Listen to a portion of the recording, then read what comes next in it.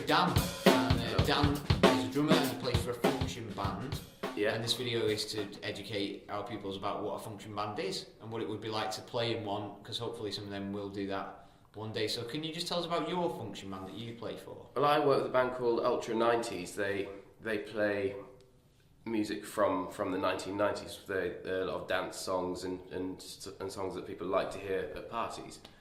We play all around the country in people's weddings, people who hire us to come and play at their weddings, or businesses who are having their Christmas party. We might go and play there. Or holiday parks, we do quite a lot of them as well, where in England where people go and stay in caravans, and we play shows to them in the evenings and things like that. Right, fantastic. So obviously our pupils are going to be familiar with people who play in a band for a living. Yeah. Like, so the Kings of Leon, right? Yeah. But then there's a whole load of music business way sort of all the way down to a man just playing at home. Yeah. Isn't there? Or people just playing at home for fun or in their garage. Yeah. And I play for a function band as well, and we're sort of somewhere in between those two things, aren't we? Yeah. So you get paid, obviously, to play. Yeah.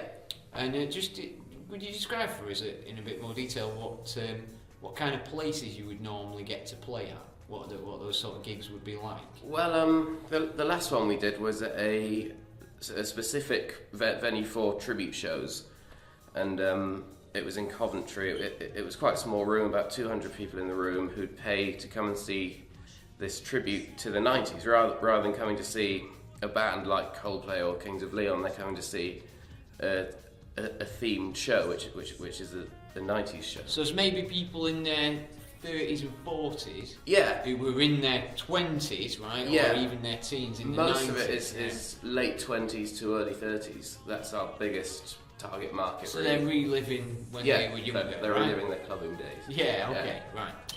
And when you go and play with a band like that, can you just talk us through what a typical gig would be like what time you would arrive and how it would work? Okay, so say for example it was in London. I live in Leeds, so I probably have to get up at about 9 in the morning, drive down to Grantham, which is about halfway between Leeds and London, where I'd meet the rest of the band, where they keep their van, put my drums in the van with them, with the rest of their PA system and everything, drive to the venue, and get there for about 4 o'clock. So even though you're not playing till maybe 10 o'clock at night, no, yeah, you're arriving get to at the venue about at 4. At sort of tea time, right? Yeah. And what do you do in that intervening 6 hours? Well, it takes us about 2 hours to unload all the equipment from the van, all the drums, the guitars, the keyboards, and the speakers, and set it up on the stage. That lights takes about as well. 2 hours, yeah, lights and everything, yeah. And and then we have a sound check, which can take about an hour sometimes to make sure everything sounds right for when the audience come in and hear it. And just because you played somewhere once and the sound was right, when you go to a different venue, you can't assume the sound's going to be... No, because some acoustics in rooms are very different. Like the shape of the room can make a big difference in whether there's carpet on the floor or wood on the floor. That can make it. So there's no shortcut in that process? No, it can take a while. Okay. Sometimes it's easy. Sometimes, but it can be a really nice room, and we can sound check one song and it can be fine. But sometimes it'll take a lot longer. So by now it's about sort of 5:30, 7 o'clock. Yeah. But you're still not on till 10. No. So what do you do? Usually go and have some food, which is just sit down, have food. So you're sort of killing time. Killing time, really. Yeah. Sometimes go for a walk in the summer when the weather's nicer. Okay, so food wise, you pay for your own food or? It depends. On some gigs we have to, but I'd say most of the time the venue will give us food. Right, so you finish the sound check and bring out like the famous plate of sandwiches, right? Yeah, plate of sandwiches. Now I've done those function gigs, and often they'll bring you sort of 4 sandwiches between 18 people, won't they? Yeah. Like that. So you can't always rely on that, can you? No. All right. So you do your gig. Yeah. And when you play, can you describe what the audience is like?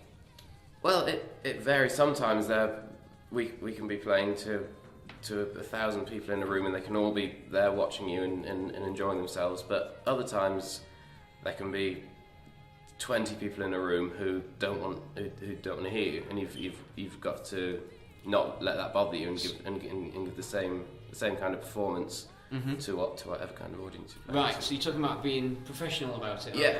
aren't you? So even though the bride and groom might really enjoy your 90s music and they booked it, that doesn't mean that all the guests at the wedding really want to hear it. They might be wanting to talk and catch up. Some of the guests will sit there looking at you like they like you're playing too loud and they don't want to hear you playing. But you've got to play exactly as you would in front of 2,000 people at festival. So you can't let it get to you. No, you've just got to. And we're probably being quite pessimistic because there are gigs where it's there's some amazing gigs. Yeah, there's some gigs you do that they just make it all worth doing, and it's amazing. But and of course you're getting paid as well. Yes.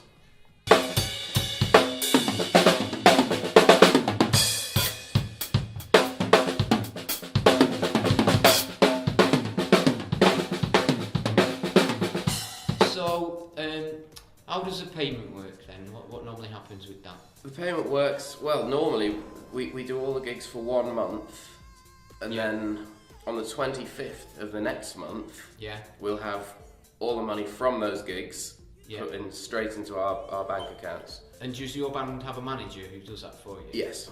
And he presumably gets some of the gigs for you as well, right? Yeah. He does all the gigs. Okay, excellent. And he sort of emails you all the details of where you've got to be and when and that kind of stuff. Yeah. Right, so that's really good. And does he take some of the money? To be honest, I don't know. Oh, right, okay. No, I assume so. Should we say probably? Probably, yeah. So what's the advantage of having that managers to take the money? Well, it means we don't have to look for the gigs ourselves. It means we can just turn up on the day and do the gig, really. So you can have your life doing other things in the rest of the week. Yeah. And when are the gigs normally? And normally Fridays, Saturdays, and Sundays, but it can vary. In December, when there are a lot of Christmas parties, they can tend to be on weekdays as well. And what would you say are some of the... Well, let's do the bad points first, and then we can do the good points. Yeah. What are the downsides to being in a function band? The downside? Well, a lot of people think the downsides are a lot of driving, but I actually enjoy the experience of being on the road. A lot of people don't, but I really like the going from one place to the next, playing different. It's like being a good old-fashioned travelling musician. But a lot of people see that as a downside. Okay. Late nights. There are a lot of late nights. So if you did this gig in London, it could be 4 o'clock in the morning before you get home. Yeah. Or even later. But you do get used to that. Yeah. You do get used to it. So it's not. They're not really very many bad points, but okay. So give us some difficulties. What's the attractions of playing in a function band? Just getting to play. I think being able to play music for a living in any. I mean, it's a great thing to be able to do, and if it's to get to do what you love doing best and get paid for it, I think that's a great thing to do. Fantastic. Just to finish, if some of our pupils wanted to go on and be a function band musician, what would you say the skills and the qualities are that they're going to need if they want to do that? You have to know how to play with a band as opposed to playing on your own. You've got to play what's right for the song rather than showing off your own skill as a musician. Right. So but that'll become obvious. So if you were really into heavy rock drumming. Yeah. And you were playing for your 90s band where it's not all heavy rock. Yeah, you couldn't play any heavy rock or you'd get sacked. Right, but you can still have a life where you play heavy rock away from your function band, right? Yeah. For instance, we play in a band together, doing a different style of music entirely, don't we? Yeah. So you don't have to commit everything to that one band, do you? No. Right, fantastic. Thanks, Dan, very much. Thank you.